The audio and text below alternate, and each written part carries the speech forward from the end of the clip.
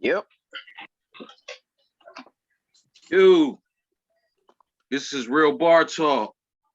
Real brothers with real topics, with real conversations back from a 2-week hiatus. What's going on, brothers?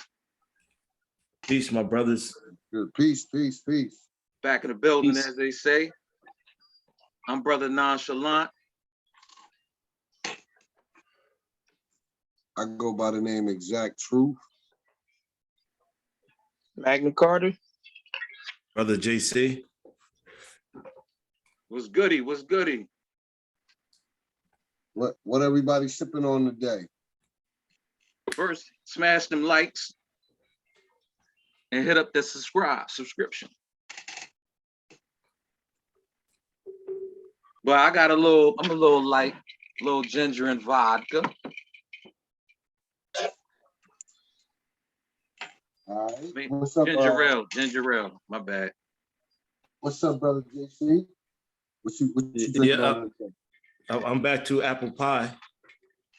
All right. Uncle Nearest is tearing the brother pocket down. Yeah. Yeah, I'm back with the Uncle Nearest. I'm still here. All right.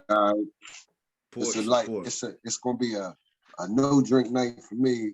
I'm still recovering from testing positive. Okay, man. Prayers up. I'm sure you're gonna run through that. Absolutely.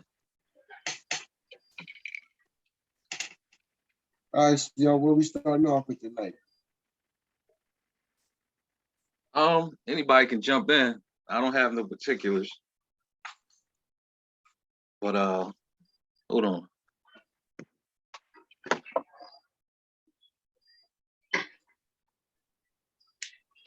I want to talk about, NBA playoffs, the finals is actually, there's 2 teams left. Got the upcoming NFL season.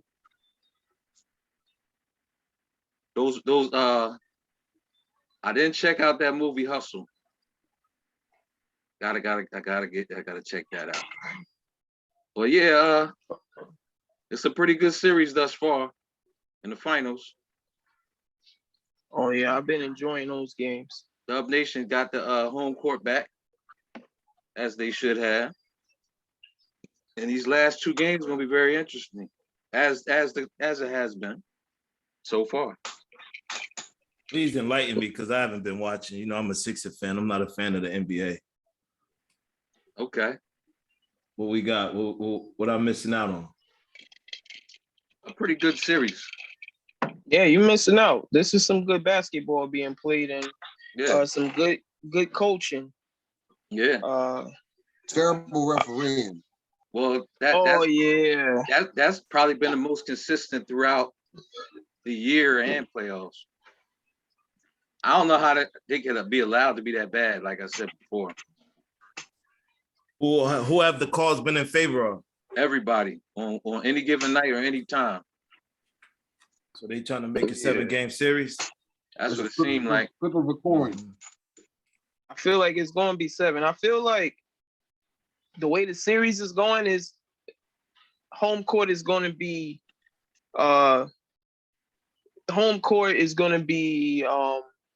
Vital. Yes. I couldn't think of the word I was looking for, but I feel like each team is going to protect their home court with these last 2 games. I feel like Boston is going to win in Boston, and then Golden State will come back in Game 7 and win in Golden State. I feel like that's how it's going to go. Yeah, I could definitely see that.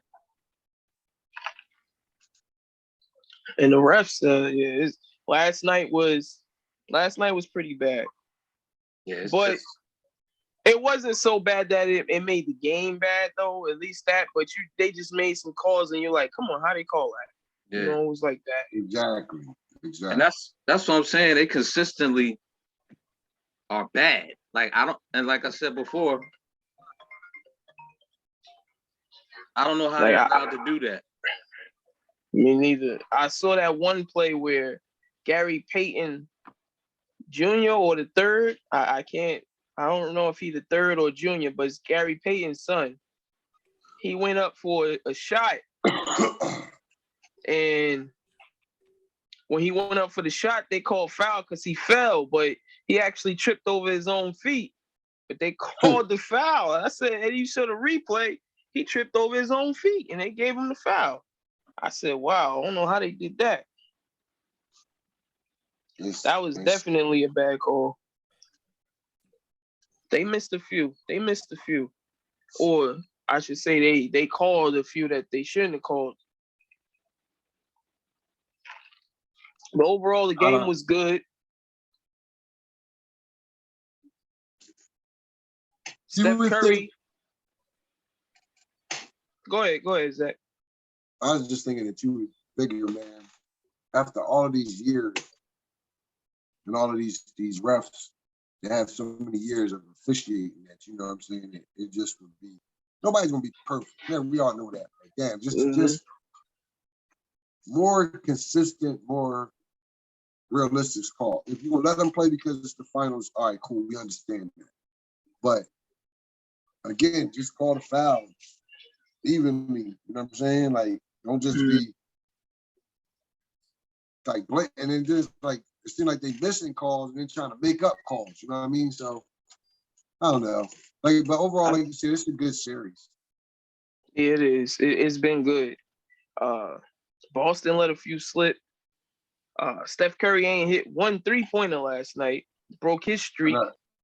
That was shocking. He didn't hit one. That was crazy. Yeah, he couldn't hit 1 3-pointer.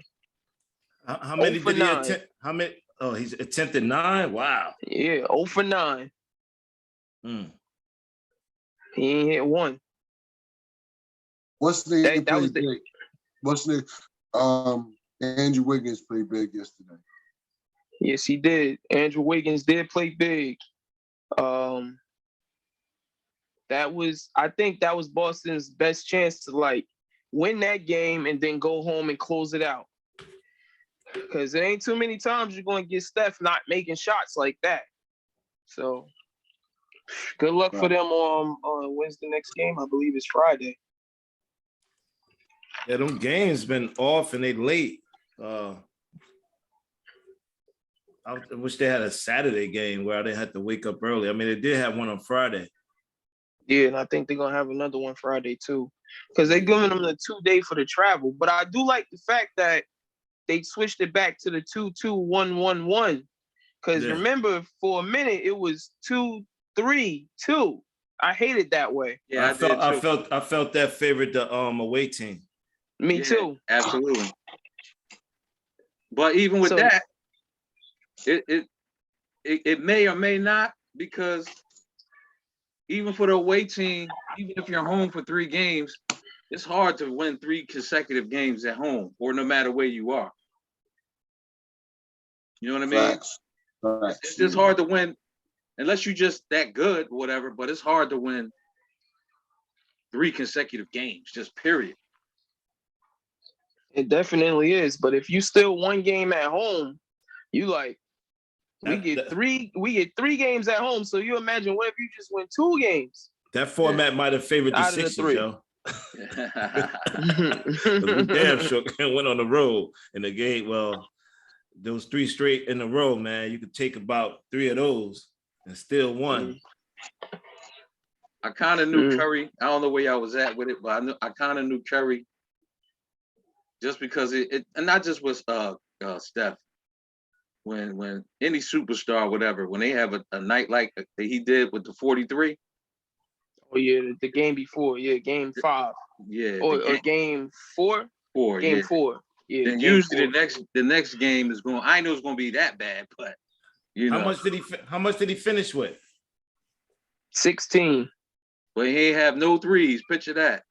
0. 0 for 9. We went through that. That was crazy. How many free throws did he make? Oh, that? Nah, now you asking me to dig a little deeper now. I'm just trying to get I'm just trying to see, like, this get 16 is still helping the team. I mean, if that's a bad day. Yeah. Well, that's a bad day for Steph. It's kind of balanced out because Wiggins picked up the slack. Absolutely. Absolutely. I know we got many topics to get to, but one hot take. Oh yeah. One hot take is the Curry family drama. Oh yeah, I know he's gonna go there. My God. I'm just saying, I got a lot of things about my sisters, our sisters. But yeah. Go ahead. But I mean, I listened to Brother Umar today, and I'm like, oh boy, here it is. I don't know how to read it, but I just think it's kind of distasteful, man, to do that. So I agree with Brother Umar. I mean, I can't do that. Distasteful to do what? That's kind of vast. You're saying do that. Do what? Well, show up with your new thing. Oh, I mean, well, they both did, though. I think they both did. Yeah, but I take that as a man, I'm always taking the higher road if possible. Being this age that I am now, I was that guy who would bring the new shorty around, but I thought it was, a nice time. The time had elapsed between, my separation and divorce where it was okay. But it seemed like a sucker move when you do it because she did it. Well, when I watched the game, so I didn't see hers, but I saw his. Nah, dude been there for a couple of times. Oh, okay. Big light-skinned dude that they keep talking about. He played, he was at Virginia Tech. They went to school together. It was his boy. I'm just finding out that they did the wife swap because all they was talking about was yeah. Well, you gotta understand, man. What are we talking about here? Entertainment. Yeah. Entertainment shit, right? This is what they do, bro. Like, you know what I mean? So I just look at it like when you got two sons, them sons, you got to know how to play that position. The sons is going to always be loyal to the moms. So you can't really do no harm. So, I mean, it might have made it fair. I don't think it made it right, though. The thing for me is for them being entertainers and Steph Curry's mom and dad and at the games and all that for years, she kept that tucked. They kept that tucked, yo. Yeah, to their credit, until they couldn't tuck it no more, huh? Yeah, I mean, but hey, I don't know nobody that can do that. I know it, yo. I know it's life. At that level, meaning, yo, they got cameras and everything on them all times, every day, all day. I'm sure it's text messages and everything all day, every day. You know what I'm saying? So what I'm saying is for them at that level to be able to they ain't keep it tucked for a month, bro. They ain't keep it tucked for a year. That kept that tucked for like years, where both of them kind of knew what was going on. I'm juvenile with mine though. I'm real juvenile with mine. I'm immature when it comes to that. I was that dude at my daughter's softball games, and I was like, yo, I'll never be that parent that's over there with the new dad and the real dad. Nah, I'm out. I'm off. Like, so I think in that regards, you got two grown boys. Like, you really need to be at the game with your new boo. Y'all ain't married. So if you ain't married, then what's it for? It's for the optics. It's for the cameras. It's like, isn't it always? And that's why I just look at us, and people aren't the same anymore. Yeah, it's just we can't put a skirt on anything, bro. That's you could tie a bow on that statement you just said. People aren't the same anymore. Period. End of story. Yeah, let's move on, man. We are living in different times. Way different. Yeah. Way different. Definitely. All right, we at the 6:30 mark, so let's move on. What's the next thing up? We got movies, TV shows. Anyone seen Hustle? I know Nonchalant haven't seen it. Anybody seen it? You haven't seen it, so we just skip over that. What's Hustle? How about the Steve Harvey's daughter?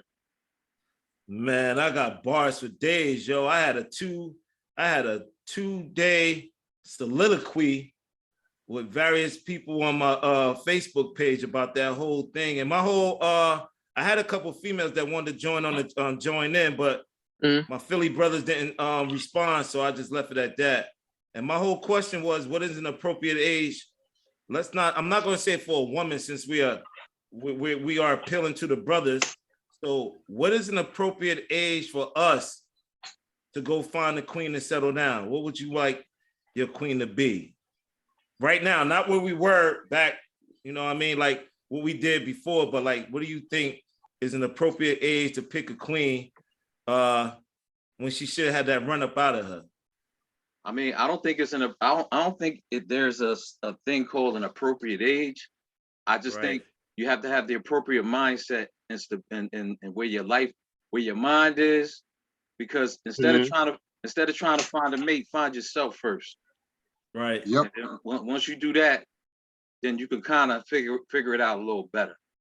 Because if you're trying to just jump into a relationship just to be in one, I don't know what to tell you for that. So I think Michael B. Jordan. Be by yourself for a while, if that's what it takes. I think Michael B. Jordan being 35, I'm looking at like that is a good age. Like I remember when I was 27 and I was approached with the idea of having a child, I hadn't accomplished what I wanted to accomplish, but because my wife at the time was like older, she was running out of time. So it's like, yo, we're gonna have to get this done, because I'm 34. You know, she's almost 7 years older than me. So I was like, yeah, you're right. You know, I don't want to be selfish. So if I was 35, I would expected to have a few, you know what I mean? So I see Michael B. Jordan perspective. If that's true, I hear all this stuff like it was a scam. He wanted black women to know that he's interested in dating black females and not white females. But when do you decide to start a family? Let me ask you a question, because I'm not sure. Wasn't he married already? I haven't heard that, but I know he don't have any children. I don't know. And he was. I mean, to each his own. But I'm just saying, for him to say that, he was seen with a lot of Caucasian females. No denying that, and I think he was receiving a lot of pushback. And like I said, I don't know if he was married to him. Do what you do, homie. I'm just saying. It's just a rhetorical question. Yeah. So that's the conspiracy theory. What you is mean? what we saying. That he was with Lori Harvey because people were saying that he don't mess with black chicks. That's one that's been put out there, that he was trying to prove to the sisters that I will date my sisters. Or was he trying to prove to himself? Yeah, right. Like who he's proving that to? So no. So let's go back to what you said. You got to find yourself. I think at 35, a man is at that point. I think you are dating for. You're not just trying to score. You're looking for like that happy ever after, if there's any such thing as happy ever after. Oh, it is. I'm living absolutely, proof. Absolutely. It's there. So I think if I was 35 and I was established like I am now, I probably could have stood the test of time. But when you're trying to establish yourself and you're doing things because you think it's the right thing to do, it's not right for you. It's right for that other person. So when Nonchalant says you got to find yourself first, I think I was at that period of not finding myself, but trying to please someone else. But that's very, I mean, like I said, man, that's very commendable of you to even do it like that. You know what I'm saying? Absolutely. And that's a salute to you, because the average dude, I can't speak for females, you know what I'm saying? But I'm gonna just say the average man is not gonna necessarily look at it like that. So that's very commendable of you. You know what I mean? Yeah. So, I mean, that's why I say, but like, I don't know if there's a certain age because especially in this day and time, like you got a lot of people that's physically 30 and 40, but mentally they still in high school. Mm-hmm. You know what I mean? And Yeah, I don't believe that is a set time at all for anything. Right. Like, I think that's just the way society has set up these benchmarks that you're supposed to have at a certain time, and then people are trying to hit. Yeah, then people trying to hit those benchmarks at a certain age. But that's, I mean, I don't think that's fair. Let me condense the question so I can get undeniable response. A female with Lori Harvey's track record. Do you feel as though at the age of 25, I mean, you could do what you want. You 25, you got your life. Right. How much upgrade can she get from Michael B. Jordan? Like, what is this? That's not the fact. She's a young woman, so she's a young woman, so skies can still be the limit. Not to say for him either. I mean, once you're in the limelight, I guess, or once you are established, you can do what you want to do. Like, look at, I mean, I might say some light-skinned celebrities, but if you in that light and women find you attractive, man, you can have a run for as long as you want, as long as they feel like you relevant, you know. So it's like I don't really know all of the story. See, that's why I've seen it, and part of it was I'm not knocking her or nothing like that. I mean, she's a very attractive young woman. It's just that I don't know how serious I could take a woman that's had that many so-called celebrities or whoever, and it's not about my ego with her either. I'm saying it's just that it may be like you could date a woman who probably does date just as much as she does, but you may not come across these people. Pause. You may not know them personally. Whereas though her being famous already, having, being Steve Harvey's stepdaughter, whatever, and her dating life is already out there, it might be intimidating for somebody. It might be a situation. I just feel like she's one of them nice looking young women that I would date. So let me. I don't know her personally. I don't know what it is to spend time with her to find out anything else about her. But I'm saying, for me, from what I'm seeing, she would be someone I would spend time with. And then when the relationship ran its course, it runs its course. I got an even, I ain't gonna say better question, but I have an additional question, because this question was posed in some interview or what have you. If you propose to somebody and they say no, is the relationship over? Absolutely. Yeah. It's over. Yeah, that's what I say.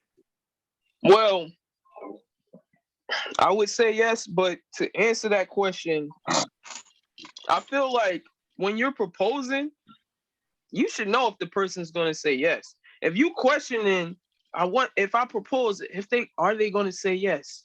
You shouldn't be proposing. You lost already. You already lost. Y'all in two different places at this point. So then what would you rather, her say yes and then they have a fucked up relationship because she should just say yes because it's Michael B. Jordan?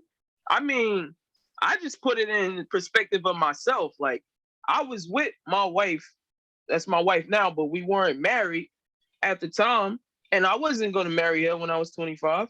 I wasn't going to do it. They just in two different places. And sometimes you just got to understand that people are in two different places. Matt Carter, the only thing I'm pointing out real quick. I think y'all find this funny. I guess this Nat found my drink very tasteful, because it definitely wasn't in there when I poured it. Matt Carter, the difference I want to point out is that our biology is different from a woman. Mm. So, Always. So at 25, I agree that is not for a man because we can produce kids forever. Yeah. But a woman can't. So Right. that's why I look at it that way. So you looking at it all in biology of that it's time for her to start having kids? Is that what you said? Not that it's time for you to start having kids. When is it time for you to slow down? Like you building up your resume in a negative way. And the thing about time period. And the thing about it is, not, go ahead. I'm saying, like, is she building up her resume in a negative way to people? Because if she know who she is, then it shouldn't matter what other people think. Like, well, she gotta live with that. She gotta carry that cross. But I get that. But if you're Steve Harvey, and that's his stepdaughter. So I just look at my daughter. I don't want to see that resume. The thing about you can have that resume, but it shouldn't be known. You should have a little decorum about yourself because you are known as Steve Harvey's daughter. You shouldn't have that you've been with XYZ 1, 2, 3. Well, we live in a different exactly. society. Exactly. We live in and so Steve Harvey, Steve Harvey, in my opinion, he has always pandered to women. Yeah. Mm-hmm. And the fact that he bagged the chick when her husband was in jail. Mm. Like for me, I can't step in that mess. Right. So I'm looking at the big picture. So once you adopt that child, you're responsible for that behavior. If as a father, you can't tell your daughter to tone it down, like you went from Puffy's son to Puffy. You went from Future to Akon's brother. You was engaged to a race car driver. That's too much. That's too much in a short period of time, bro. My thing is, if that's true, right? How old is Michael B. Jordan? 35. He's 35, and he ain't had no red flags go up after that. He real private with his.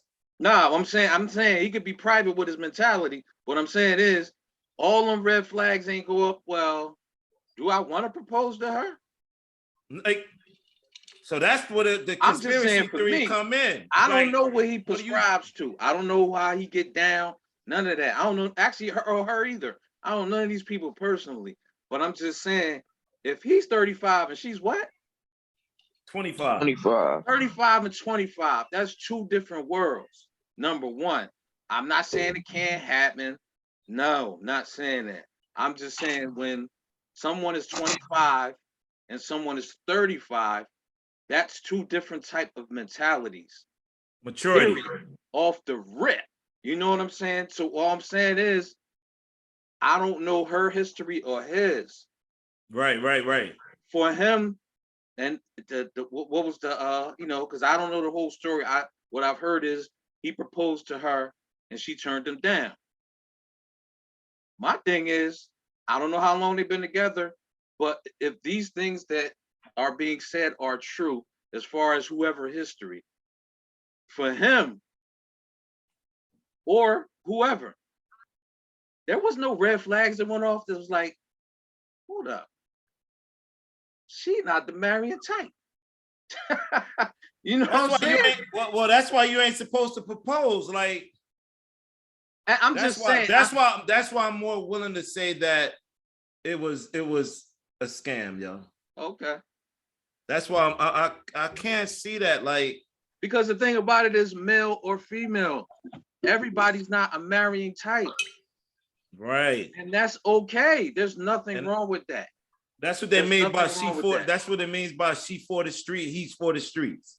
Yeah, whatever the definition is, if you're not male or female, if you're not the marrying type, that's okay. There's nothing wrong with that. You know what I mean? Remember we talked about these labels and whatever. You know what I'm saying? I get it. Remember we talked about symbolism though, right? Yeah. So symbolism is this. We living in a I want to say feminine times. Yeah. Like I really want to believe that. But the age of Aquarius. Yeah. But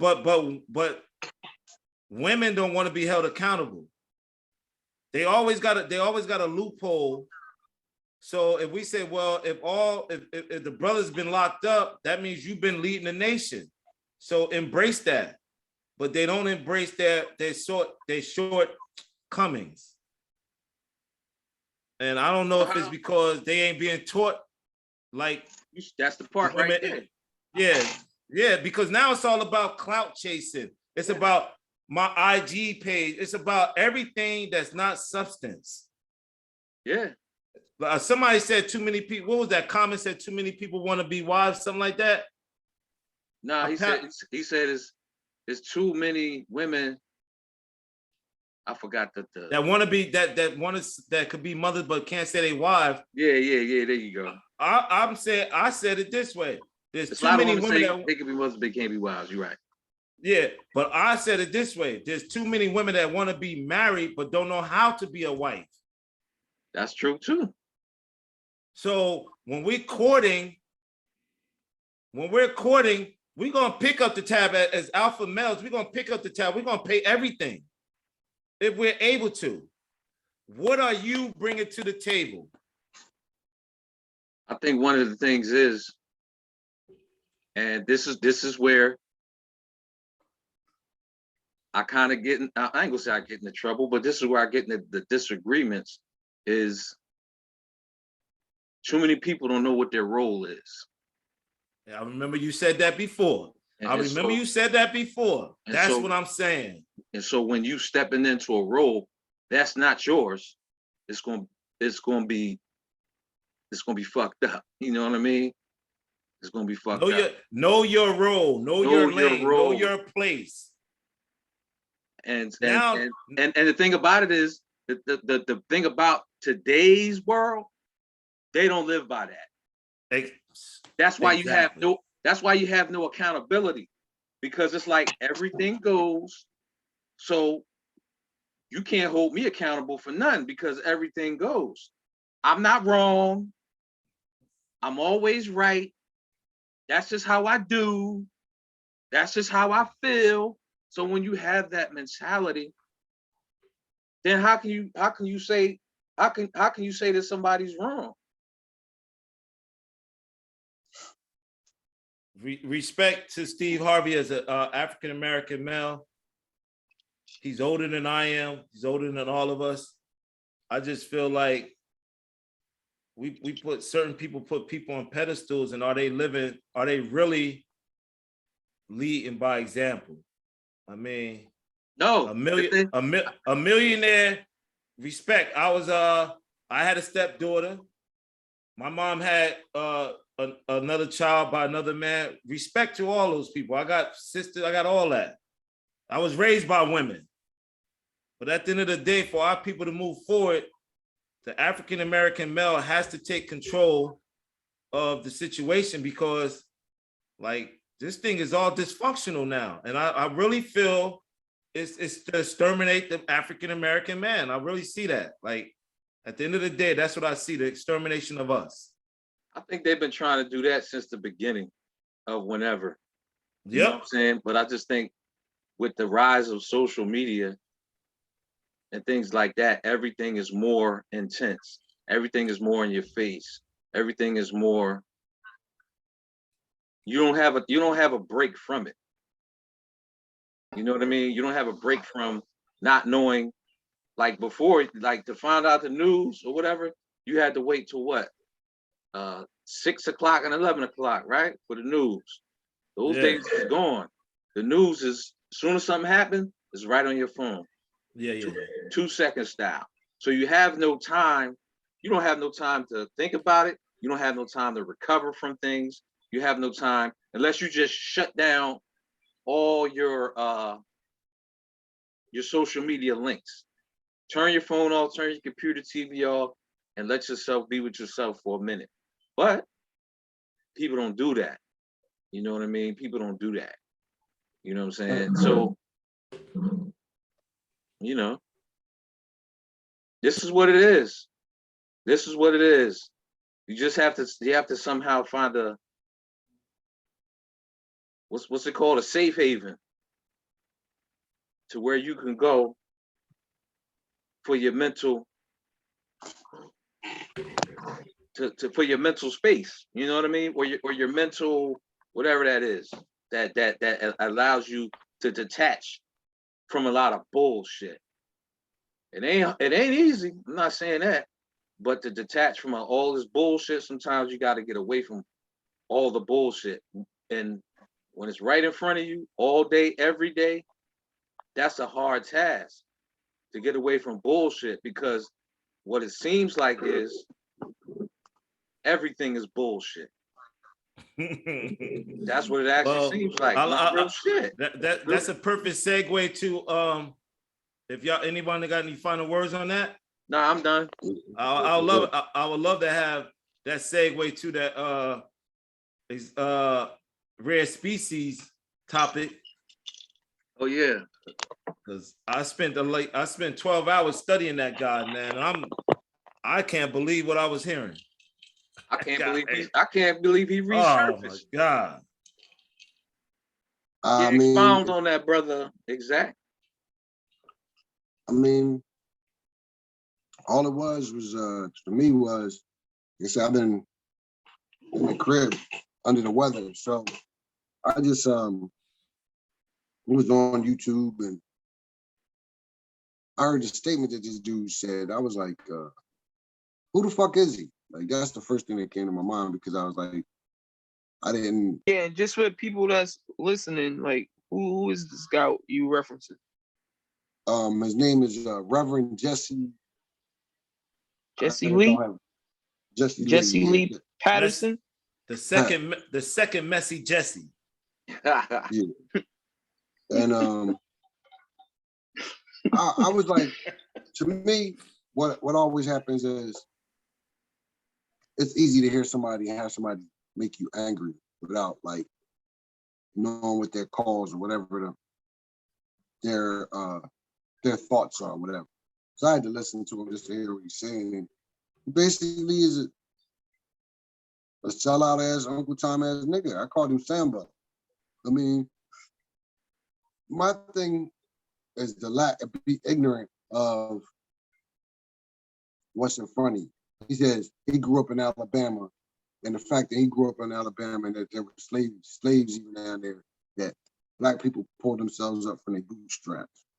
I understand all of that, but why should black people have to have lived in that type of situation? He was like, well, all the white people weren't bad and all this other stuff. Man, if you got a mentality that a person is less than you and they deserve to live in the lower standards than you, then you fucked up from the rip. It ain't no fucking make no exceptions or nothing, or just the way things are. It's the way shit is. It's you must have liked that lifestyle, and people ain't happy about it, and people put that shit on the carpet. So I don't particularly care for non-progressive black people. Remember what Dr. King said? You got to give us a pair of boots for us to pull ourselves up at our own bootstraps. Absolutely. And and Messy Jesse Patterson is called that begging. I'm begging because I'm asking for a pair of boots. That's a testament to who he is. You know what I mean? So, y'all, I'm pretty sure we've all watched the Boondocks, right? Oh yeah, Uncle Ruckus. That's Uncle Ruckus all over. That's Uncle Ruckus. You know what I mean? Unfortunately, they still peep out of their hole somewhere and be like, I got a microphone in front of me, boss. Okay, this is what I'm gonna say. You know what I mean? Yeah. And so that's what happens. You know what I mean? Yeah, Brother Nasheed spoke on that too. Like he was well aware of what he was doing. Yeah, absolutely. As they all are. But the what I put in the thread, and I'm gonna read it again. And I got this off, you know, it is usually futile to try to talk facts to people who are enjoying a sense of moral superiority in their ignorance. You know what I'm saying? Yeah. It's like, fuck we speaking of fools for? You know what I mean? They gonna have their lane because it's always gonna stir people up. when somebody says something that's so fucked up, you know what I mean? Then you always gonna have, because it's gonna raise people's eyebrows. It's gonna make you it's gonna make you feel different. You know what I'm saying? So, you know. Shout out to Rare Species for dropping that, because I never heard of the dude. Me either. When I listen to the dude, I'm like, yo, why are we spending time on this fool? This dude is a fool. That's surprisingly, brother JC, Joey C. That's surprising. You know why? Pop soon to be Papa Smurf, yo. You know why? Because he had to sit down with Dr. Umar. Yes, and check it out. You ain't see that? No, I watched it though. Well, I'm trying to get the original one. I saw the one that they recently did, and that's years ago. That's not even new. So when I saw this dude, I'm like, okay. I mean, the dude entertaining, but like in a negative way. Like, you can't be real. Like, you're not serious. You can't be serious, yo. No, but that I've been like the past few years, I've been listening to people and hearing myself say that a lot more often, is you can't be serious. But they're serious. Like, I can't keep saying this in my mind. It's still beyond me that it's people that actually have that mindset and that thought process. It still baffles me, but they are really out here. I will never be able to understand how a person mind thinks, and I can't even put myself in their shoes. I can't even try to understand a different type of angle, because I do try to do things like that. I try to see like where's the perspective, like why is it coming from this place? I try to do that with every situation or conversations that I have with people who don't think like me, to just try and understand where they could be coming from. And it's just some people I just can't. I can't do it. The best thing to do for cats like that is give them no energy, give them no airtime, nothing. I get that part too, and that's a solution. But sometimes I still want to dig into that, because it almost fascinates me how a person can think like that and don't know that is something wrong with that process, that train of thought. So I'm trying to understand it, because it's so many people like that. Like, how do you? Go ahead. I'm sorry, I didn't mean to cut you. How do you? I mean, because I guess it could be a problem, but not a problem for me, because like you said, you could just ignore it. But if it's so many people that think like that, it could be a bigger problem coming in the future when everybody is listening to stuff like that. I don't think, and I just think there's a lane for that. But I like I said, I'm not a doctor or anything. I'm not any of that. I'm not a doctor, but I just think people that think like that, there's something wrong with their mental stamina. Okay. Well, I believe that's a sickness, bro. Like, I'm gonna just keep it a buck. Okay. You know what I mean? Okay. So I'm just like, I'm never going to be able to. I'm just speaking for me. I'm never going to be able to understand where they're coming from. You know what I mean? Because I believe that's a sickness, man. You know what I'm saying? Okay. But like I said, I'm not a doctor, so I'm not diagnosing anybody. I'm just saying for somebody to still have that type of mentality, Uncle Ruckus mentality, something got to be wrong.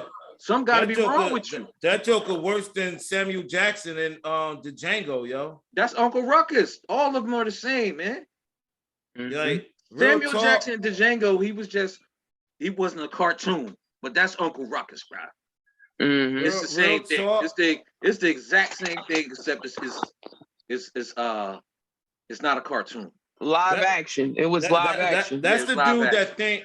That's the dude that think he bootlicking, and whenever this planet, whenever they decide to blow this planet up and leave us behind, he think he getting up in the coach, and they said, "Nah, brother, you ain't going on this flight. They sucking up so much that you think they're gonna take you with you. Like, nah, you're not going. You gonna stay back with us. You sucked up to that person, and it ain't gonna get you anywhere. Yeah, like you said, if I look at it at that in that perspective, that they might be sick, or it might be a sickness. That's probably why I can't understand. That's the only way I could describe it. You know what I mean? I can't describe it. Like I put that in the thread as well. It's like a Betamax. Like, yo, they still making them out there? A Betamax VCR. They still making them? Damn, I thought they was obsolete. Right. I thought they were done with them, but nope. My thing is selling out your race of people because you think that another race is better. You need to shut the fuck up, mind you. Nobody asked your opinion. I mean, obviously, as a forum that he's talking about this shit, but that's your fucking opinion, man. And they ain't in a moral compass because the brothers stirred up said, yeah, God and Satan exist. So if we're fooled by Satan, then we're dumber than them. Like, how do you get that? Like, because we're trying to have a moral compass. So now that makes them more intelligent than us. But the thing that I can understand about those type of statements is when you talk of morality, this is where it gets when you ask somebody that not basing anything they're saying on morality, and you want to bring morality into it, it's going to be a frustrating discussion. Yeah. You know what I'm saying? It's like trying to bring intelligence to an unintelligent motherfucker, and you talking to him. You're gonna be like, you're gonna be frustrated with that conversation because you're bringing intelligence, and you expect intelligence coming back at you, but you don't get that, and so you like, damn, who's the motherfucker that's intelligent, me or him? Because I'm talking to this dumb motherfucker. A wise man told me don't argue with fools. Yeah. Because people from a distance can't tell who is who. Or never speak to fools. Never speak to fools because they scorn the wisdom of your words. Yeah. Yeah. If you arguing with a fool, that's straight Bible talk right there. That's straight Bible talk. Looking at somebody right from a distance. That's NAS, bro. You don't know who the fool is. That was NAS. Don't speak to fools because they will scorn the wisdom of your words. And the Bible says a fool will despise you. Yeah. But a wise man will embrace you like, yo, that's some serious shit. Iron sharpen iron all day. Wisdom. Some people got the whiz. I could go on a rant. I could go on a rant on that dude, man. That dude, the biggest coon since Stephen A. Smith. Word up. Like, I have never thought, when I heard Stephen A. Smith said, I wake up every morning thinking about how I can make my boss money. I was like, yo, I'm done with you, yo. Done with you, yo. The thing about wisdom, some have the whiz, but other people are just dumb. Dumb.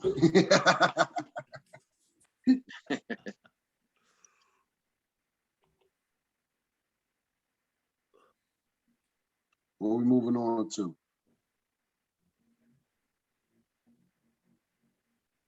What we got next, man? I hope y'all heard that sound drop, man. I'm trying. Nope. Nah, I didn't hear it. Damn.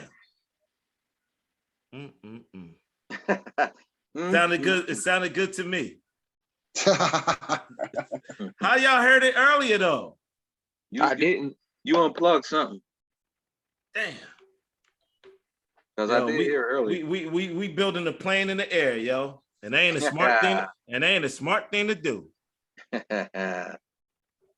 Like I said, I meant to watch the movie Hustle, but I have not. Who's in the movie Hustle? What's Adam what's his name?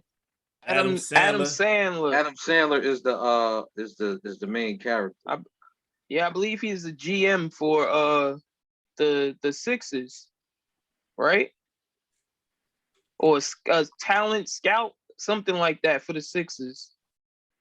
And of course, that's, it's going to draw in the Sixers fans. I have not had a chance to look at it, but I did hear that it was good though. I did as well. So I definitely, for sure, I will next time. I'm gonna see it. Brothers, we got a lot more. I'm gonna work this out, man. Well, right now, I was kind of going over this this top 200 Rolling Stone rap albums. Oh yeah. I got the top 50, but I started from the hold on. Let me reword that before I have to pause myself. I started at 200. Let's say that. Well, this is. I was going to say I started from the back end, but I had to reword it. I started from 200. Well, my thing was this. It's all starting to be like the same. Like, I mean, I didn't get onto the list, pause, because I was sitting over here like I wasn't feeling it. But it just sounded like the list is starting to be the same. Like, all right, so you're gonna have one magazine that's gonna come out with the top 100, top Western. We're still gonna have our feelings towards which albums is this, and I just feel like for me, I'm not shitting on Rolling Stone or anything. Rolling Stone to me was a rock and roll type of joint, like magazine. You know what I'm saying? They dealt with stuff, but if you look at some of Rolling Stone's confusion, like I remember Professor Griff pointed out when they had Kanye, and they was like, or maybe it wasn't Rolling Stone. I might have the magazine, but it was like they gave 3 or 4 different titles for Kanye being like rock and roll, pop, and hip hop. You know what I'm saying?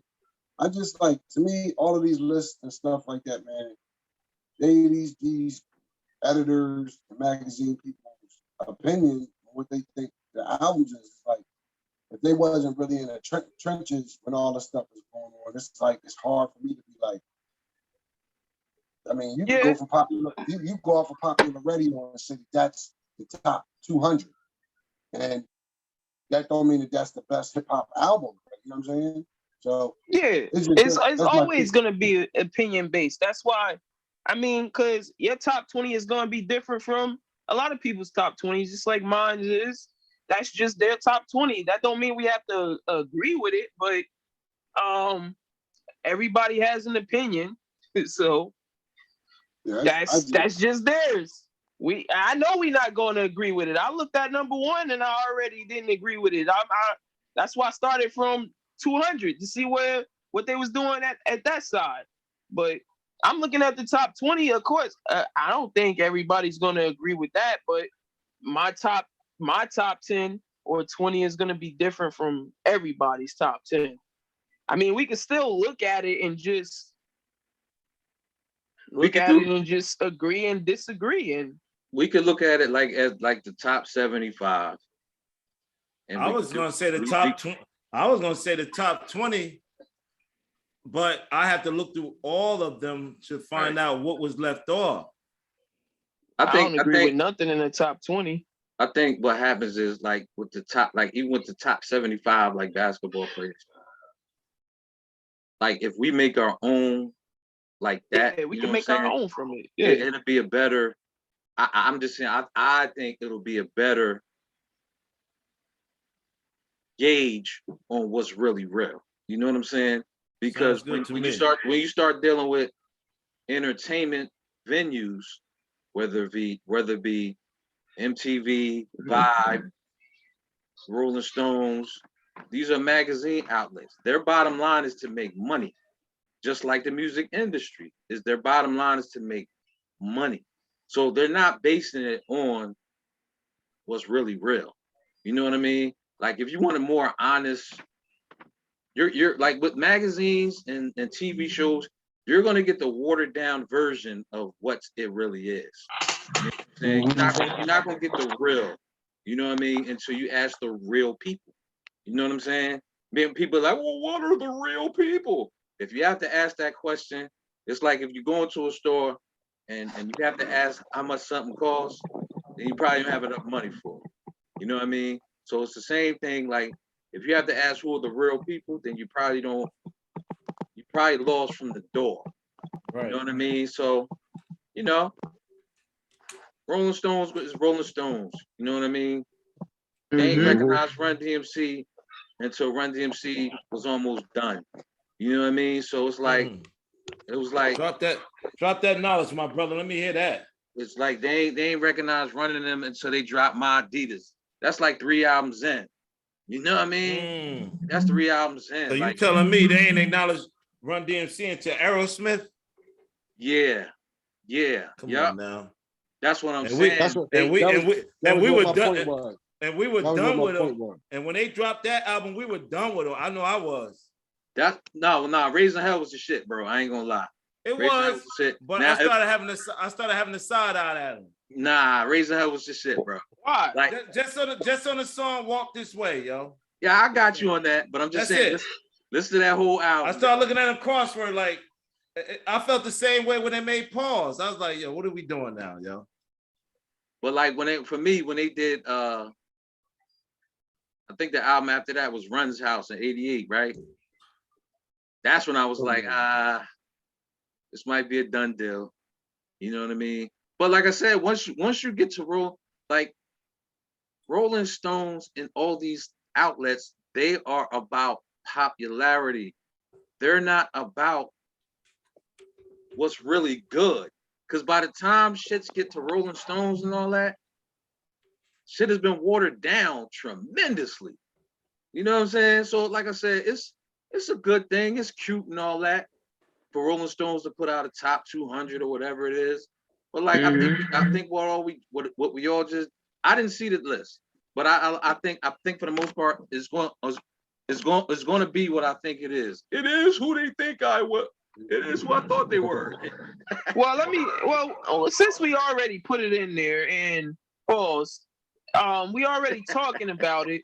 I'm just going to start just going off the list. So number 1, they put Biggie, Ready to Die. No. That was number 1. Are these like albums? Albums. Okay. Top 200 albums. Okay. Now, only reason why I say no, because we're gonna all have a different opinion on it. Right. I just say Ready to Die wouldn't be number 1 because for me personally, I like Life After Death better. So I wouldn't even put Ready to Die there as number 1 when I don't think that's his best album. So I don't think it could be number 1 if it's not even his best album, in my opinion. That's why I said no. I know an album that's better than that. It's 2 albums that's better than that off the rip. And it probably is. And it could go, and it might not be in no particular order, but It Takes a Nation of Millions to Hold Us Back is better than that. And if you want to go gangster with it, Criminal Minded is better than that. Criminal Minded is a better album than Ready to Die or Life After Death. Yes, right. I said it. That's fine. That's in your opinion. I would never go on against your opinion. I mean, they can say Ready to Die, and I ain't mad at them, but they could be right to say something else. So It Takes a Nation. Who album was that? Public Enemy. PE. One of the best groups ever in hip hop. If they're considered a group, I guess they are. Yeah, they are a group. Even though it's only one MC, but I get it. Yeah, I would have to listen to that. I won't lie on that. I have some homework with that. So let me see. I'm trying to see if they had that album even in here. I gotta bring up the list. Where you seeing it?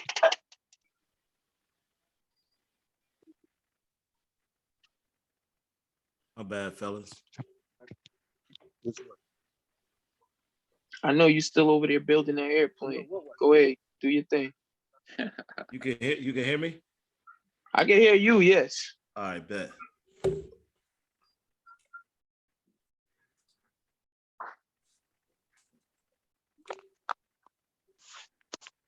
Like that's my point. To whereas Rolling Stone, they always late to the party. Those publications like that, Rolling Stone, any entertainment outlet, MTV, whatever, you know what I'm saying? Like they diss hip hop from its inception, and they basically bit video Ralph McDaniel's style. And I love UMTV Raps, and I love more so than that, I love Dr. Dre and Ed Lover. They did their thing, but all they did was bite Ralph McDaniel's style. Everything after Ralph McDaniel was a bite. It was a copy. You know what I mean? Ralph McDaniel's like he should have a shrine somewhere. Video music box on some real shit. You know what I'm saying? You see the documentary? Absolutely. Absolutely. Yeah. I think anybody that loves hip hop music, genuinely, not saying that just because like you picked it up maybe 10 years ago when Eminem was, was doing whatever. But oh, you mean like Rolling Stone? Absolutely. Absolutely. What you say last time, my brother Exact? Now you getting it, Magna Carta. Okay. Now you getting it. You getting it now, yeah, that part. You gotta do the history, yo. You gotta do the history. And that's that's what anything. Oh yeah, of course. You can't just do homework. You can't just well, like Dr. J said, when people that that love LeBron, Kobe, Jordan, what have you, as they should. Mm-hmm. Dr. J said, I think it was Tracy McGrady was like, he said something to the fact of, or somebody of that age was like, well, I don't want to say Tracy McGrady because I can't confirm or deny or remember if that was him, but it was an NBA player that was hot at the time. It's like, well, I was kind of young back then. He was like, they have video and tapes. You need to do your homework, young man. That's why I love Dr. J, bro. Oh, I do my homework. That's one thing I will say is I do my homework. And he don't say it because he don't say it in a rambunctious way. Dr. J always been very eloquent. You know what I'm saying? And when he speaks and all that. You don't. I mean, you have to for you to even to talk or be versed on certain things. You have to do your homework because you can't. I don't think that you would be able to like. Well, since we on Rolling Stone, however, whenever they came on to hip hop, if you don't understand what happened in the late 70s, early 80s, then how are you going to be able to understand? How are you going to be able to put in a top 200 together? Oh, that's very easy. That's very easy because they already did it. I mean, you could, but I'm just saying, how can you use your the best what is the word I'm looking for? Basically, how can you do it and have respect behind it? That too, but like you can't even give a good educated guess if you don't know what happened before 2010.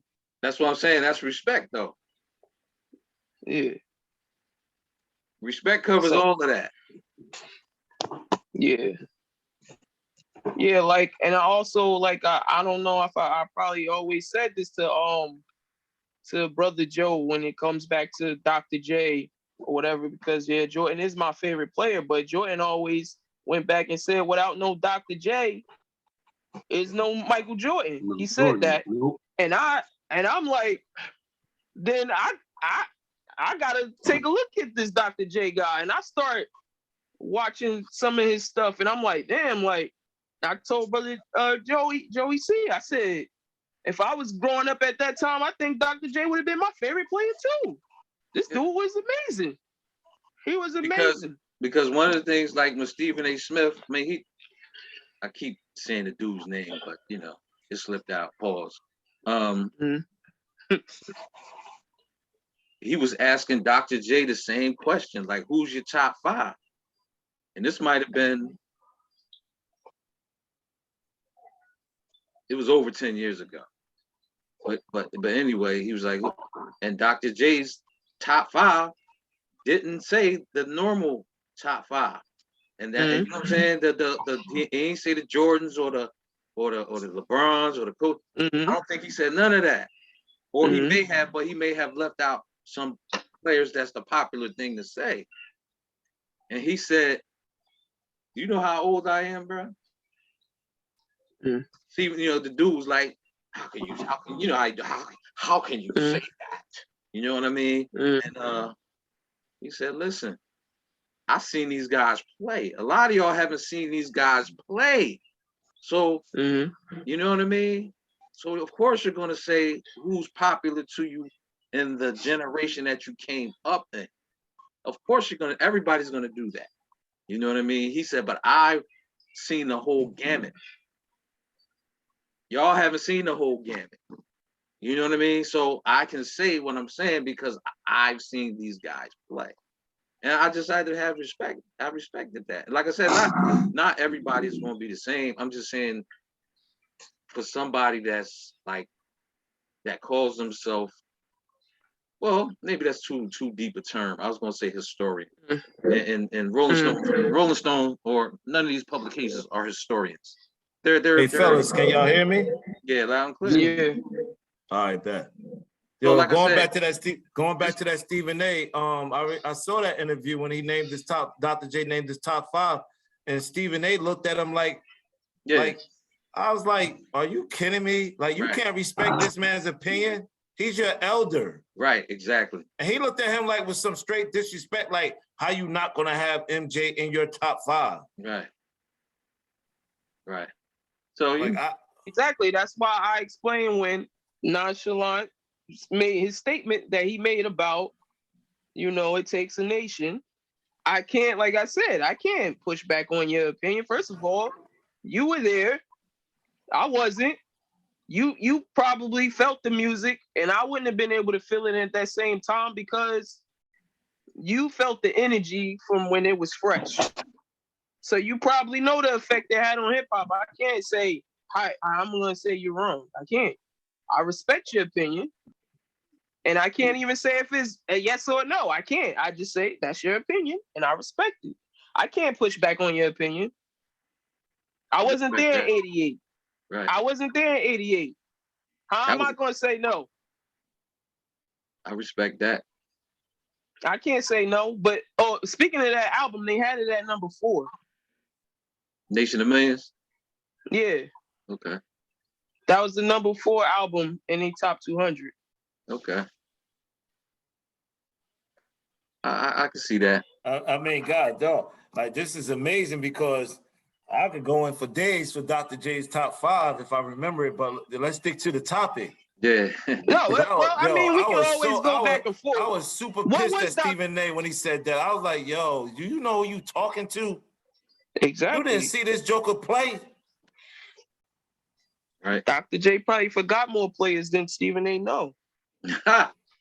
Yeah, but the Joker, but you know what they say, the guy with the microphone got the power. Yeah. You know? Look, I didn't see that interview, so I would love to know who Dr. J's top 5 was. He said Abdul-Jabbar, of course. He didn't put himself in the top 5. I think it was Abdul-Jabbar. I think he said the point guard from Boston, Nate Archibald. I think he said Oscar, the Big O. I know those are 3 from the rip. Those 3 was definitely on his top. He said, yo, you didn't see Nate Archibald play. And there was a lot of ABA players. Right. So maybe that was the reason. But I just like, just respect that man. And the biggest question that he asked was, who's the GOAT? And he said Abdul-Jabbar. That's where the argument started with him. And like, that's when it was like went sideways when he said Abdul-Jabbar's the best. Like, and he named all his titles. He said the Joker won in high school. He won 4 rings in college. He won 5 rings in the league. Like, 6. Thank you. You know that's my GOAT, yo. He won 6 rings. Yeah, so he got over you can't 10. forget the one he won in Milwaukee. In Milwaukee, and then he won 5 in LA. But hey man, I can't say no. But for even if I have a different opinion, I ain't gonna say yours is wrong. I can't. But I can't say yours is wrong. The GOAT that I saw, I'm going with Abdul-Jabbar and then Jordan. That's because I saw both of them. Yeah. I saw both of them, and I respect Jordan for like his will to win. And when Jordan came in the league, it kind of like it wasn't so much a big man league anymore because the way the Bulls played, they didn't have a traditional big. Like they had a big, but he wasn't about nothing, you know. Because Bill Cartwright never. Go ahead. Michael Jordan never played with a center. He never played with one. Well, he played with it. He played with a center. Yeah, not but a dominant center. Right, a dominant center. Yeah. I mean, he played with a center because you had to fill a position, is what I'm saying. But if you look at Bill Cartwright when he played for the San Francisco Warriors, before he went to the Knicks, he put up numbers because the league was big man dominated. And I would have to go back to that because No, Bill Cartwright was good. He was good, yo. Even with that shot that he had, well, think about it. Not too many jokers shot a jump shot then. Like Moses wasn't known to have a jump shot. He made his money down low. Dog, though. Moses was a dog. Don't even say Cartwright and Moses. No, but you gotta know the position though. Like in the Chicago Bulls. I'm messing with you, brother. In the Chicago Bulls offense, they needed a big that could spread the floor. They didn't run a traditional offense. Right.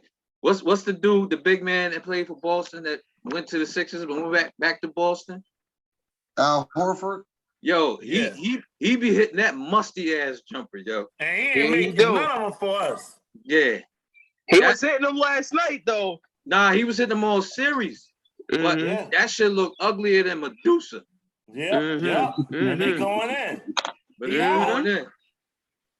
He got a little hitch in that joint. It's a little hitch in it. It's like look. It's not like he's shooting. It's almost like he's throwing it. It's like so I'm thinking about you, Carter, and I'm saying, okay, you saw Patrick Ewing, right?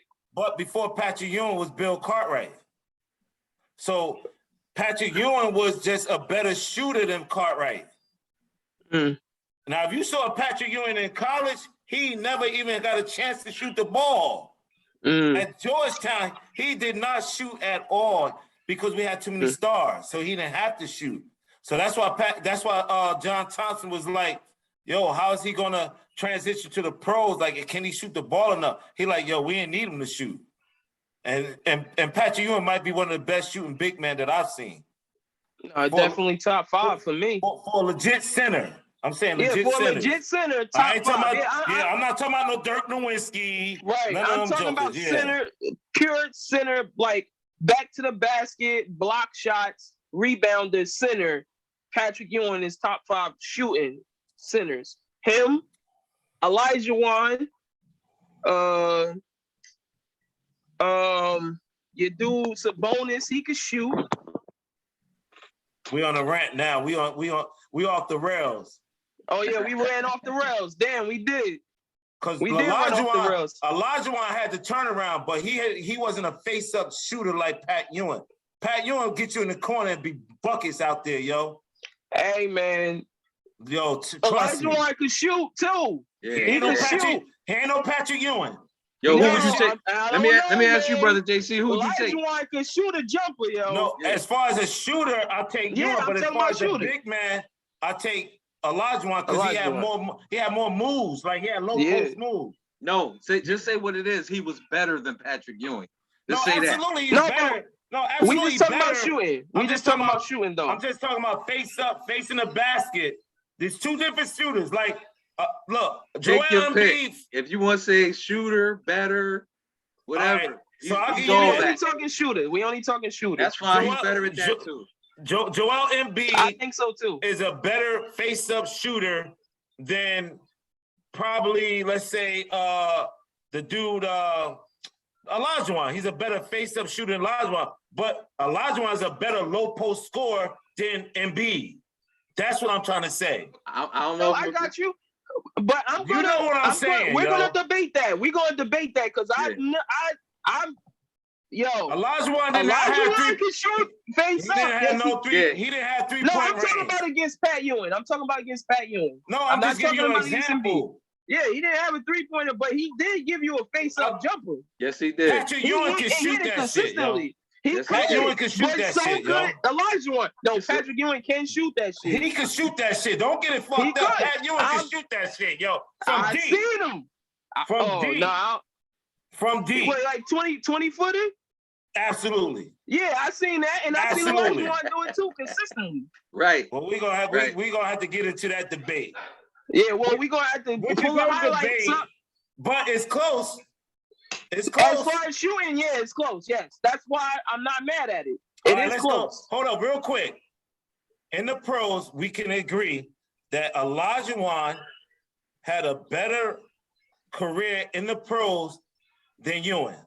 Yes. Mm-hmm. But at Georgetown, Ewing kicked his ass. Let's get there. All right. That's because Ewing had better talent at Georgetown and Olajuwon had better talent at Houston. I mean, if you want to get a W, you could get it on that.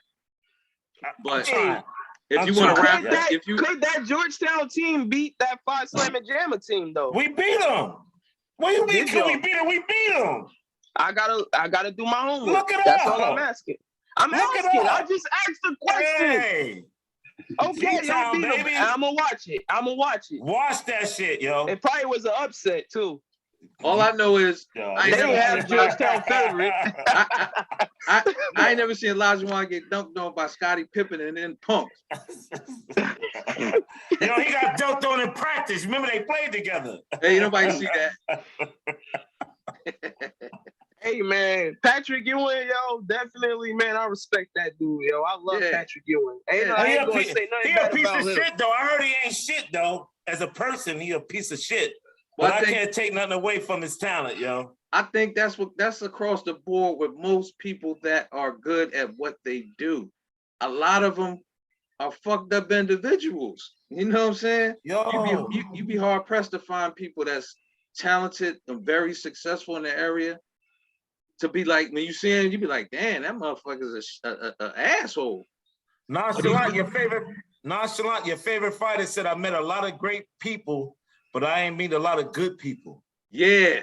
That shit was crazy as hell. Yeah. He fucked everybody up with that. Yeah, he said, I met a lot of great people, but I ain't meet a lot of good people. Yeah, that's going back to what I was just saying. Like, motherfuckers be good at what they do, but as people, they pieces of shit. Piece of shit, yo. Where we at, man? So let's a little more on this this top 20, man, because I got my list right here. Yeah, and we said a nation of million came in at 4? Number 4. Yes. I can see that. Wow. So who was number 1? Number 1 was Ready to Die, Biggie. That's what they had at number 1. Then they had Outkast album, Stankonia was number 2. I'm taking that off. I don't agree with that either. So I like Outkast, but no. But remember, because I posed a question to say, like, remove 10. Like, who deserves to be there? So I saw Game was making a big fuss over it, like, over the documentary, like, how I'm not in the top 200. I mean, maybe Rolling Stone feel like he didn't make an album better than the 100, the 200 that was ahead of him. Wow. See now, and then I'm looking at the Miseducation of Lauryn Hill. Now, I personally probably wouldn't have it Jersey represent, but I personally probably wouldn't have had it 10. But if we going by the 10 that's there, it's a few that I would have put in front of them. I would have had it in front of Missy Elliott. Absolutely. I would have had it in front of Kanye. Absolutely. So, That's why I said that I couldn't, like, when I seen the topic. I really like To Pimp a Butterfly. So I could keep that. I don't know if it'll be top 5, but I like that album. Absolutely. That's his best album to me. It's definitely better than Damn and the other one. Yeah. It was one after that one too. I didn't really mess with those two. His first one was cool too. Oh, I love that one. I love it. That was a banger too. Good Kid, Man City. Good Kid, Man City. I love that album. Yeah, I love that shit to too. That all, front and back. I love that one. I love that shit now too. This is where it gets a little sticky. They got number 12. They got the Clips at number 12 with Lord Willing in the top 20. I listen to that album a lot. I'm not gonna lie, but 20, I don't know. Like I said, man. Go ahead, exactly. Go ahead and say it. Exactly. I don't have a list in front of me, man. I just don't like. I don't know, man. You don't know how they do it, man. I understand. I'm with you. I don't know how they do it either, but still, it's a list here. We can critique it. You know, I don't agree with it, but we can critique it. You can put your 20 up. See where your 20 at. That would take a little time. Yeah, that's what I'm saying. It's like, yeah, y'all got a lot of music to go through between the two of y'all. What's the criteria of it? You know what I'm saying? Well, the criteria when you're doing your top 20, the criteria would be your criteria. You said it. You set the precedent of what you feel would be a top 20 great album. And remember, a while back we talked about like how what would you consider a classic, you know? And you know how y'all explained to me what y'all considered a classic. It would be the same way. How would you consider this album to be ranked where it is? See now, and then they got this other album up here, and again, I would have to do my homework on this one. Is MF Doom? I never. Which album? Mad Villain. And the Mad Villain. Yeah. And that's the what number was it? They said it came number 18. It came out in 2004. I didn't know that. I'm back. The thing about MF Doom, he's dope, but I've never really listened to. I've heard songs, but I haven't heard the whole album, like a whole album fit. I know exactly who he is. A newbie to him. I know exactly who he is, and you know, I know he had a lot of stuff out. I just never particularly listened to a whole MF Doom project. He was uniquely talented. Yeah. I heard a lot about him. Like I learned some things about him after he passed away. But before that, I never really. He ain't do a lot of hooks, man. He got a lot of songs without hooks, choruses and shit like that. See, and then they got DMX. I can see why they picked that Mad Villain album. I can see. It's like I'm starting to without even looking at the whole joint. Mm-hmm. Rolling Stone picked a top 200 as a cult, like as a cult follower. You know what I'm saying? Because MF Doom, it's like some people would consider. You'd be surprised a lot of hip hop heads that really, really feel Doom, but it's like it's a lot, all of them. I felt like when I got put up on Doom, honestly, I didn't get put up on it from a true hip hop head per se. It was a kid. It was a dude that liked music. He was into hip hop, but he didn't just he liked alternative music, and he just happened to be a Doom fan. That's why when you described him, it was perfect because he was uniquely talented. And when you get people he was rather eclectic. Yeah. You know what I'm saying? But he was nice. And when you get that, he don't. What do they say? He don't have songs for the radio. He don't have and I'm just speaking from what I've heard. He might have like what they call pop songs or what have you. He might. I don't know. You would have to talk to somebody that's like really an MF Doom fan. But he was that's the best way for me to describe him. I mean, the best way that Brother Exact described him. He was uniquely talented. I'm gonna do my homework on him. So number 9, they got a Tribe Called Quest, the Low End Theory. Oh yeah. At number 9. Again, I got it for real. Like it was, and don't get me wrong, I would definitely put Low End Theory and probably definitely my top 50. Top 10? Top 50, no. Not top 10? What for me, I'll be honest with you. It's one of my favorites. For me to do an honest top 30, and this is me being real, to do my version of a top 30, it'd take me about 2-3 weeks because I'd have to like do a clean slate. 3 weeks?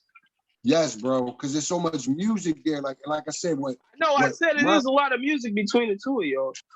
It's what it is. What it would be for me wouldn't be. It would be what impact those albums might have had during the time in which they came out. It could have been.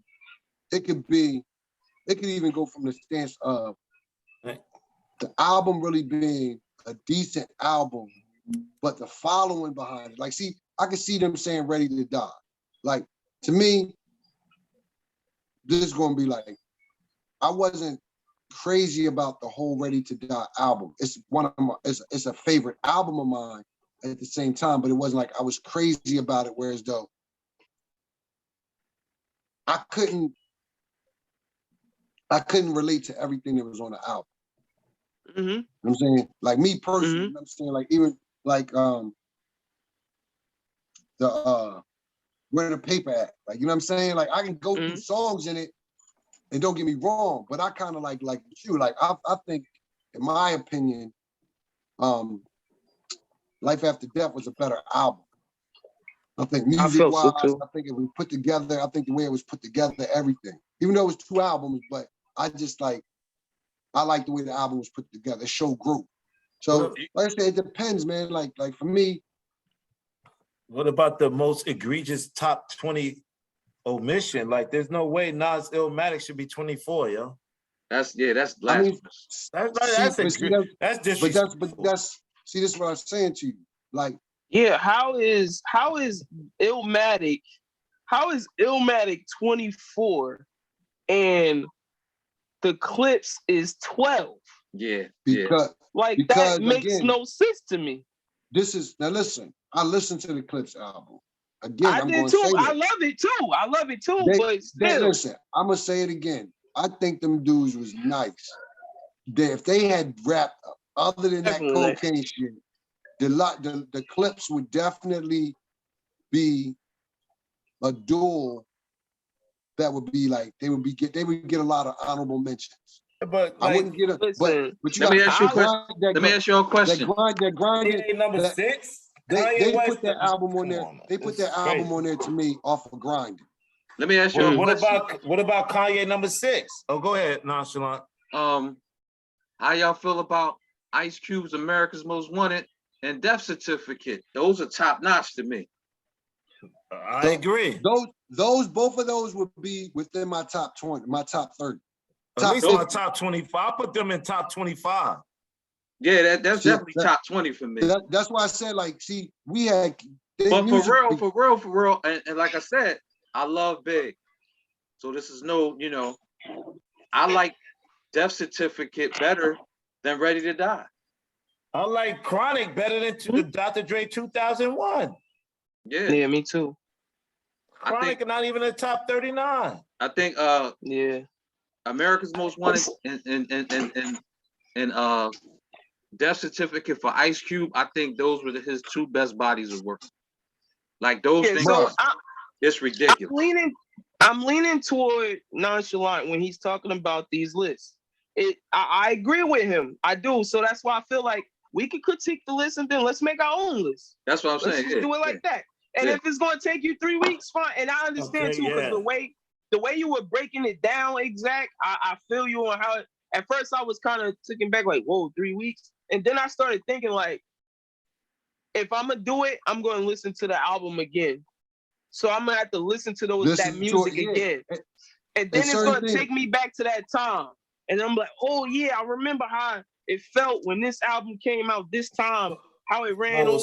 Like, so what about where's Get Rich or Die Trying? Okay, where's Get Rich or Die Trying? Why definitely is it? Top 20. Where is it?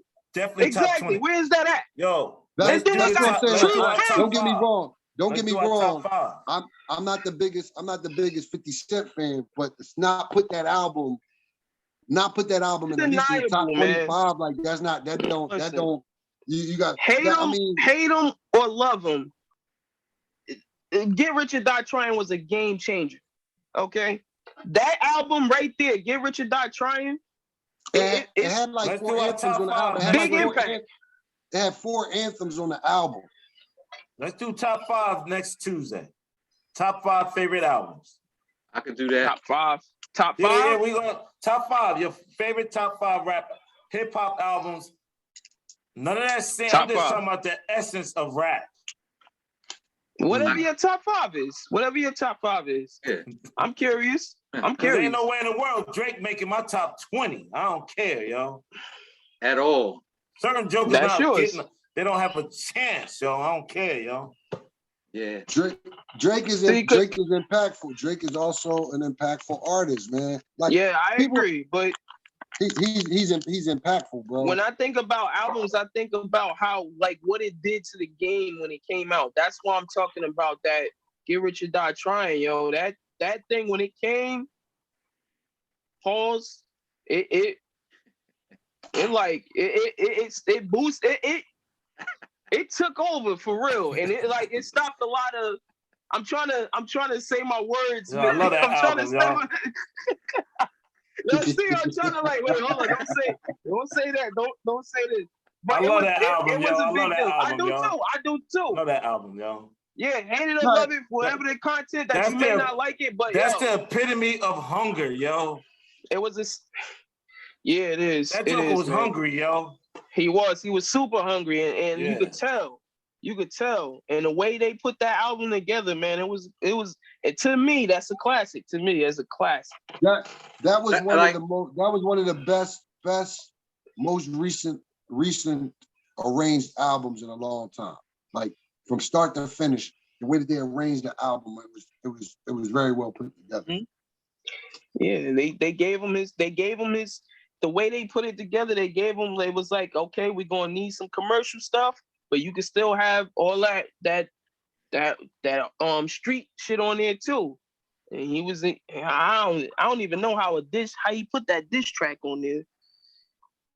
I would have left that one off, but it was. It worked. Wankster. Nah, not Wankster. Back Down. I would have left that one off of there, but it went. It went. Yeah, he got this. He got the song called Back Down when he's talking about Ja Rule. Get your whole back down. I know exactly. Yeah, it's not like Wankster is a subliminal, but Back Down is like he's talking, he's saying Ja Rule's name and going at him in that song. Yo, man, the Carter Back Down is fire. Yeah, I know, but I'm saying, like, I didn't feel like I wouldn't have put that type of song on an album, but like I said, it went though. It still went. Like the way he put all of those songs together, it just all went. It just went. Yeah, he was doing all that singing stuff on it. I gotta. Nah, he didn't really sing on that one. On Back Down, even the melody. It was more of a melody than singing like he did later. Later he sung, he was singing. But on there, I don't call it a sing. Yeah, I'm not from that era of rap, so I'm like, I'm not from that era, but it sounds like singing to me, yo. Let me add, understandable. I want to put something in y'all up on something. If y'all got a pen, I might have mentioned it before. I know Brother Nonchalant heard of the joint before. This album came out like it might be 09 or 08. It's called Blue in Exile. BLU and Exile is X.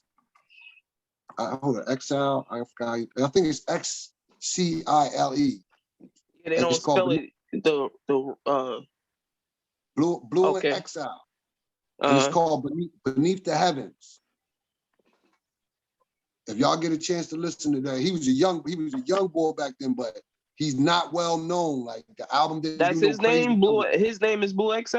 No. The MC's name is Blue, BLU, and the producer and DJ is called Exile. So it's Blue Exile. Blue and Exile, Beneath the Heavens. Say it again. Blue and Exile. The Exile. Beneath the Heavens. But yes, it's Blue and Exile. It's called Beneath the Heavens. Blue the Exile, Beneath the Heavens. Yep. If y'all get an opportunity, man, listen to that whole album, bro. Like the shit is like, I know y'all heard about the artist Miguel, the singer. He's on that. Miguel sings a lot on that album. Oh, okay. It's called Below the Heavens. I just looked it up. I said beneath that. It's below the heavens. I'm sorry, my bad. Below the Heavens, Blue and Exile. Okay, I see it here. If y'all get an opportunity, man, just breathe that album, bro. Like, I mean, it's not like I said, it's a very well put together fucking album, bro. Yo, it's 15 tracks on there. I could do that. In the final 8 minutes, what about, because I'm about to bounce, what about next week? Don't they got the DOC documentary out? Oh, they do? I saw something on that. That was crazy. Damn, yo. You know what it remind me of? I ain't watch it. I just saw the clip. When I'm listening to him talk, it kind of hurt me, man. It felt like Siegel, yo. It felt like Siegel. Yeah. It felt like Siegel. I was like, yo, his voice sound like that. Oh, man. Yeah. So he was talking about how he feel like he didn't get a chance to like really get a chance in the rap game. We trying to give a little. Go ahead. He was going to be out of all of them, NWA, Ice Cube. I think DOC could write just as good as Ice Cube could. I ain't say he better than him. I'm not. But DOC, I think that if DOC didn't get fucked up, he definitely would have been that dude. He was the next one. That Formula album, that's another one. Then don't get me wrong, that's a good album. I was just listening to it a couple days ago. I was like, man, this is still. He got a couple joints you can skip. Not like they bad songs. It's just that you have other songs you would listen to. But he didn't have a bad album either. He didn't. His album wasn't like, I ain't gonna say classic, but no, it got classic joint songs, definitely. But maybe some people would say the whole album wasn't classic. What else we got for next week? For the people can tune in next week. So we gonna have we're gonna do the documentary. Okay, I gotta watch that, and then we're gonna do the top 5. NBA champion. NBA finals. I don't know if it's gonna be a champion yet. It should be over. It's only 2 games. It should be over by next week. Yeah, but they do the 2-day skip. I don't know. Like Friday is going to be game 6. Next game is Thursday. So next game is Thursday. That's what I meant. The next Thursday and Sunday. Thursday and Sunday. So by next week, we should definitely have a champion. Okay. All right, I can do that. What about NBA draft? I don't know these young boys, but I can do some research on them. Yeah, me either. I don't follow college like that. Okay. We could talk about what our teams need, even though me, Nonchalant, and Rare Species might be talking about the same thing. It's just an opinion. Yeah, I told you. We could talk about that. I know what my team needs too. Well, I hear Zach Levine is going to be signed. I got something for you before we go somewhere, Magna Carta. Y'all go re-up on Zach Levine, or y'all gonna let him test the waters? Well, let me explain something to you. Next week we're gonna talk about that. We're not gonna talk about that this week. I don't even want to like, because I'm gonna go on a rant. And we don't got enough time for this rant. What's that again? Let me just get this jersey of the week out of the way. And hold on. Anybody want to talk about Devin Haney? Yes, I do. Let me hear it. Right now? Yeah. Nah. That's next week, brother. The fight, okay, because I saw the him and Max Kellerman had a nice little back and forth. Yeah. I saw that. And Devin Haney was like, yo, I'm the undisputed. Yeah, but you know, Max Kellerman, though, I felt like he was kind of, I don't want to say he was kissing his ass because he was in his face, but he was kissing his ass because he was in his face. But he had to correct him like a few times, like, yo, refer to me as the undisputed. Yeah, I don't know. You right. You do this. Yeah, you that. You this. You that. He had a good last fight. His fight was good. It was impressive, but the way he was talking about I don't like the way he was talking about Gervonta Davis. Like he talking about him like he like.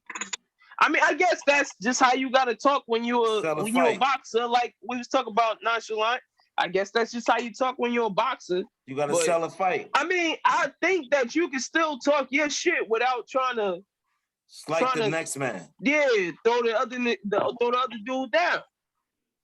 Like I saw my boy Shakur Stevenson did an interview, and they was trying to talk to him about Tank. And he was just like, all I'm saying, he was like, I'm saying about anybody. If you think your best chance of beating me is looking for a knockout punch, you're going to be waiting all night. Wow. He was like, so this is what you're saying about Gervonta? He said, I'm saying that about anybody. He ain't have he ain't have to go at Tank. He just tell you, he's like, if that's how you feel you're going to beat me, you're going to be waiting all night. If that's how you're going to beat me. If that's how you feel you're going to beat me. He ain't have to call out no names. He ain't have to. Like this dude Haney talking about Tank like Tank gonna be like a cakewalk to him. I'm like, nah, come on, man.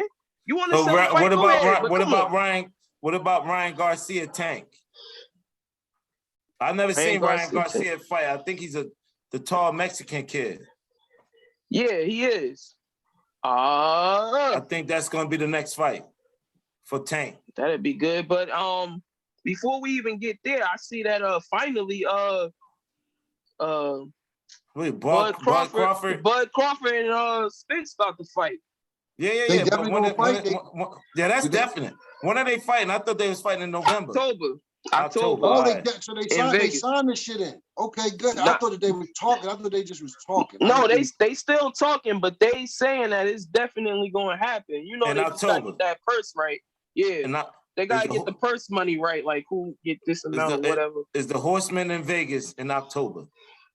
Nah, I'm actually, like I was telling y'all. Remember we was trying to do the Nas concert at the Purdue. I'm gonna be in LA in September, so I don't know if I'm gonna be able to turn back around and go to Vegas the next month. So all right, so let's just stick to the Nas. In September, Triple G is fighting. Triple G and what's the name fighting? What, Canelo? Yeah, Canelo and Triple G fighting again in September. Well, Canelo don't want to. Where they fighting at? They in Vegas? They fighting in Vegas. Yep. Canelo don't want to avenge that loss he just had. Hey, man. He said, I'm going to go with more money. It's more money with Triple G. Yeah, no doubt. You got the jersey of the week, my brother? Yeah, I got it. I got this one right here. Damn, this one new. I ain't even take the tags off this joint yet. Here we go. Sacramento Kings. White chocolate, Jason Williams. All right. Yeah, that's the one right there. That's the one I got. I ain't picking for no particular reason, except for when I looked in my closet, I saw it right there. I was like, oh, So what kicks you gonna rock with it? Oh, let me see. You got some purple in the building? Of course I do. It's just what? Next week we gotta shout out. Next week we gotta shout out Shaquille O'Neal making moves in Newark too. Let me go to the corner over here. But I see he has some things. What is he doing in Newark right now? Like, what's the next project that he working on? Well, he opened up a basketball court in Hawthorne, and then he got this 33 unit high rise that that's in. You just type his name in Google and find out the info. Okay.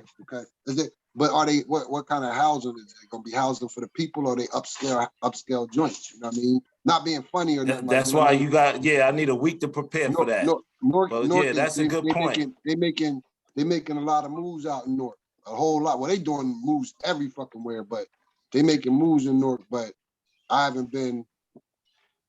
Oh yeah, speaking of that too, though, Queen Latifah just did something like that too. Affordable housing in North. Yeah, she's also making movies with the Caucasus Mountains, but you know that's a story for another day. Yeah, hey, true. Oh yeah, so here's the shoe I will wear with it. Okay, the ones, nice purple ones. Yeah, I like that. Yep, court purple. That go with the Jason Williams joint. But yeah, we got a lot of stuff to talk about next week, though. Definitely. Tune in next week. Yes, sir. Right. It's real bar talk. Not brother nonchalant. Peace and love. Magna Carta. Exact truth. Peace and love. Peace Papa and Smurf. life. Papa Smurf, formerly known as Brother Joe. The Horsemen. Peace.